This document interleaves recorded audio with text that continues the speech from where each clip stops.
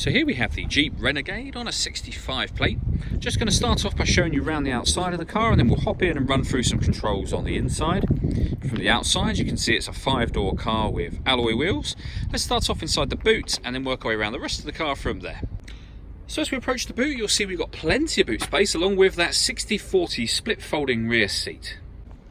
Okay, so we're just going to work our way back round to the front of the car, and then we'll hop in and run through some controls on the inside. But now that we've done a full circle of it, you can see it's in excellent condition the whole way round.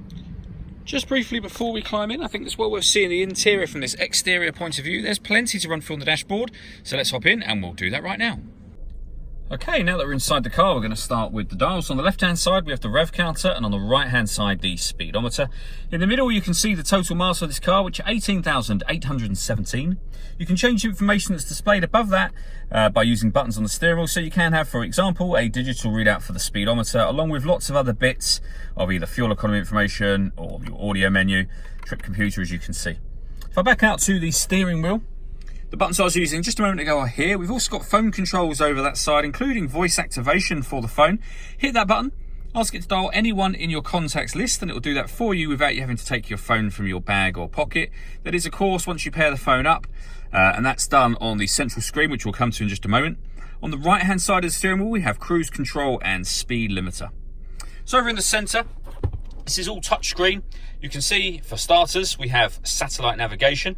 When it comes to pairing your phone, you do that by hitting that button and then following the instructions on screen from there. The radio for the car, you'll see that we have DAB digital radio as well as AM and FM as well. If you want to listen to your own music, you can do. Hit the media button. Nothing is connected at the moment. You can stream your music wirelessly via Bluetooth audio once you've paired your phone. You can also connect up an auxiliary device and a USB device as well. And in fact, if we press the source button, you'll see USB, auxiliary, USB 2, and Bluetooth audio. Working our way down from that, we have the air conditioning. So you can turn the fans on from here, adjust the temperature with this dial, determine what direction you'd like the air to be distributed in.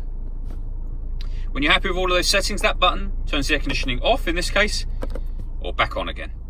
Under that, we have the USB and auxiliary inputs, as well as a 12-volt charging socket.